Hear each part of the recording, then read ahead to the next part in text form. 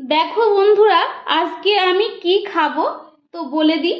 তো এখানে রয়েছে গ্রিন মুগ, তারপরে চানা ছোলা, এই যে আছে দেশি ছোলা, আছে এই যে বাদাম, ঠিক আছে। তো এইগুলো আমি একদিন, গোটা একদিন ভিজিয়েছি, আর রাত থেকে পরের দিন পর্যন্ত মানে জল থেকে তুলে রেখে দিয়েছি। তারপরে গিয়ে এই যে অঙ্কুর বেরিয়েছে দেখেছো, এই যে অঙ্কুর বেরিয়েছে দেখেছো।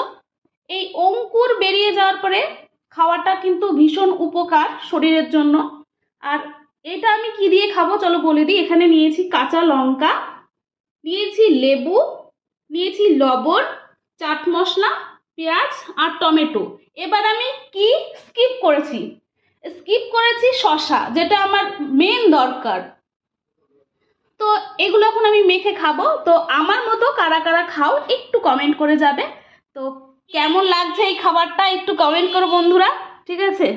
তো চলো নেক্সট কোনো ভিডিওতে আবার দেখা হবে। এই যে দেখো অঙ্কুর বেরিয়েছে, কি সুন্দর, কাছ থেকে দেখাই। কি সুন্দর অঙ্কুর বেরিয়ে গেছে। চলো আমি এখন খেয়ে নিই, তোমরা ভিডিওটা দেখতে থাকো। Tata, bye bye.